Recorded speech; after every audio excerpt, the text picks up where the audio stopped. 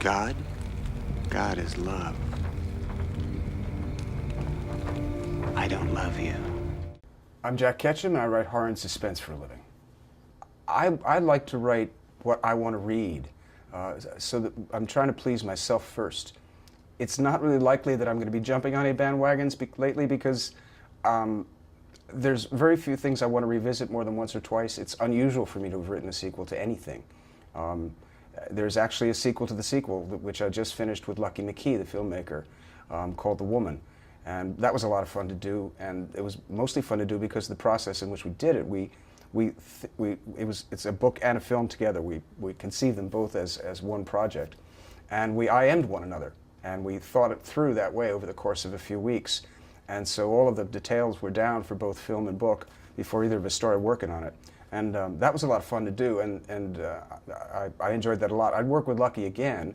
I doubt it would be on a cannibal book or a cannibal story. It might be, but I don't know. But no, it's easy to avoid being trapped in that if you don't think that way, and I don't think that way. I think of what's new, what's going to excite me next. Violence catches me because it's all around, and it's a good counterpoint to the tender stuff. If you can start by horrifying someone, you can easily grab their attention for one thing, and then you can bring them along the path to sort of the better things that we do to one another, for one another, to loyalty, courage, love, things like that. There's nothing I wouldn't write about. There are things that make me uncomfortable to write about, and I in fact have shelved some ideas for long pieces because I didn't want to live with the subject matter for that long. There's one that comes to mind immediately. It's a story about, I was thinking of doing a novel about a person who invades a puppy mill to see how they're treated.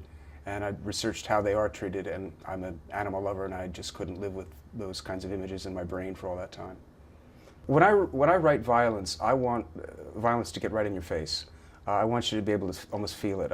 One of the seminal movies for me was Sam Peckinpah's Straw Dogs and The Wild Bunch, where you didn't miss a thing. So the ending of Bonnie and Clyde is similar. They were so striking because you actually felt something of the pain of the person who was being harmed in these films, and so that's, I think, the reason my stuff is considered so violent. Well, it's visceral. It's very visceral, and it wants to be that. But Peter Straub once paid me a very nice compliment. He said, "I think people come to you for the wrong reasons and stay with you for the right reasons," and I think that's a fine thing to have said. I was very happy when he said that. Ideas come to me all kinds of ways. Sure, they come to me from the news or from something I've read about maybe seen on CNN or seen on the net. But Red, for instance, was suggested to me by, I walked into my local bar and my bartender friend Gavin said, "See that thing on the news on CNN today about this guy who was out fishing with his dog, and 3 kids came along with guns and they just shot his dog for spite?" And I said, "No, I didn't see that." So we started talking about this news clip, which I never saw, and that kicked off an entire novel. So it can be a conversation, it can be something suggested by my past, or a combination of those things. I scrapbook a lot. I keep a lot of ideas going on at once. I've got a big bulletin board with a lot of ideas on it. And so sometimes one will match the other, and I'll go, "Oh, there's a story there." Or there's the gist of a story, there's the germ of a story there. I'm bored with vampire stuff, I'm bored with ghosts, and The Heart-Shaped Box, Joe Hill's book, is a really good ghost story. And I considered taking a crack at a ghost story at some point. All I have to say about vampires I said in one 6-page story, and I probably will never revisit that territory again. Vampires, especially pretty vampires, bore the shit out of me. My structure basically is to get up in the morning around 9, start working around 10:30, and if I'm doing original stuff, new stuff, after about 3-4 hours I go brain dead. I've learned over the years that I may write myself into a corner after that, so I've sort of learned physically when I'm tired and when to stop. If I'm doing rewrite, I can go 7-8 hours because it's a lot easier, so I'll do that.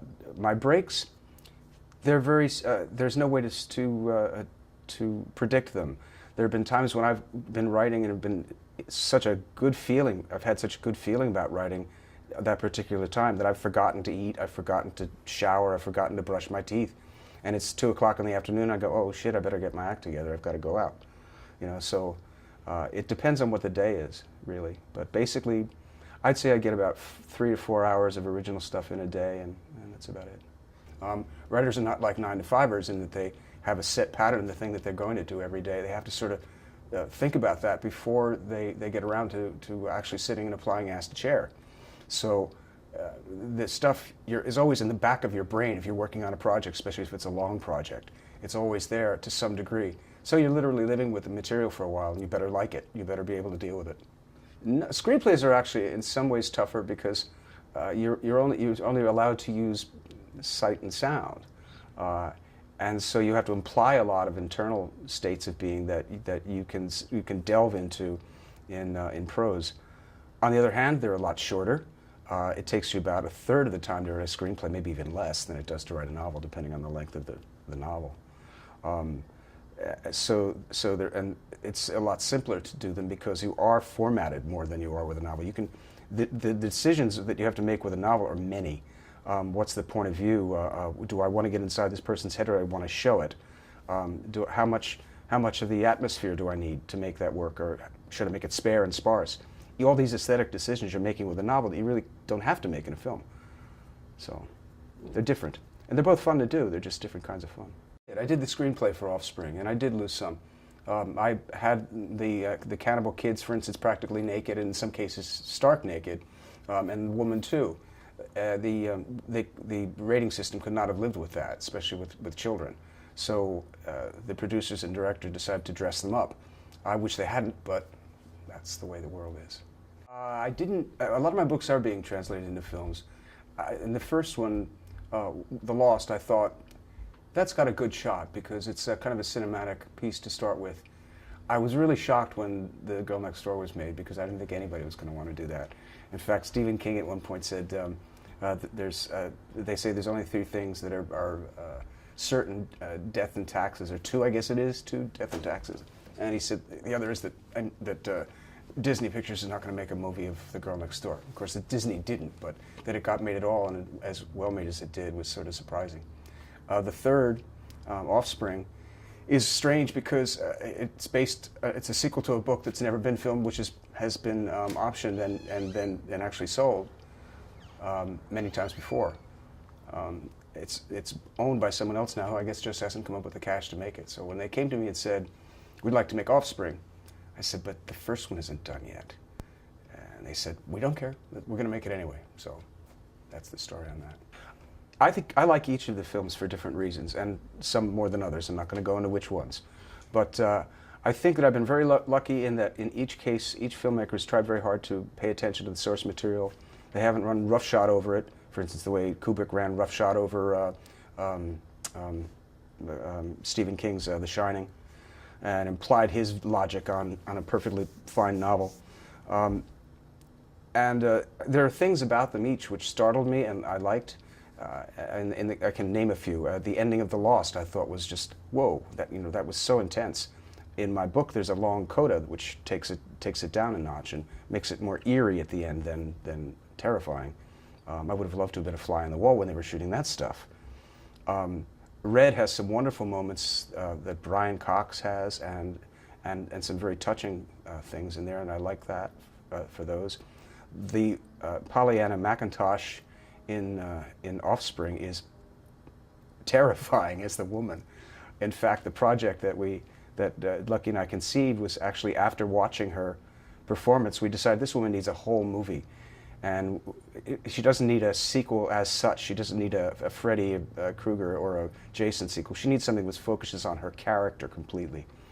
So I like that movie specifically for her, I guess that about covers it. Yeah. It's very flattering, and it's very gratifying when somebody comes up to you and says something like, I never read novels outside of school that were assigned to me, and then I picked up off season, and I've been reading novels ever since. Well, it doesn't get a whole lot better than that. That's really pretty cool. I get a lot of great feedback from my readers on my website, my message board on my website, and that's made me smile many mornings getting up and seeing, somebody really got that book. That really moved them or it made them laugh or whatever.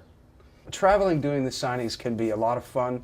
It depends on who's putting you up, where they're putting you up, what the company is like, what the fans are like, the readers. I shouldn't say fans. I think fans are for movie people, book readers are for book people.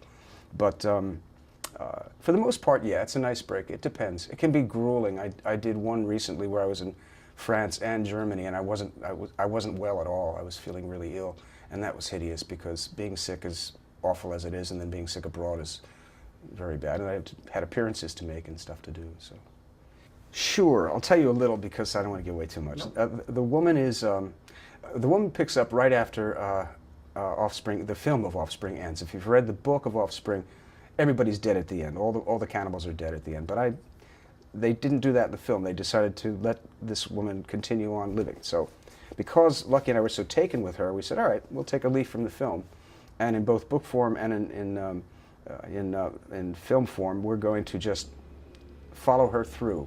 She's all alone now. She's lost her entire family. And she's found a cave. She's taken away from a wolf.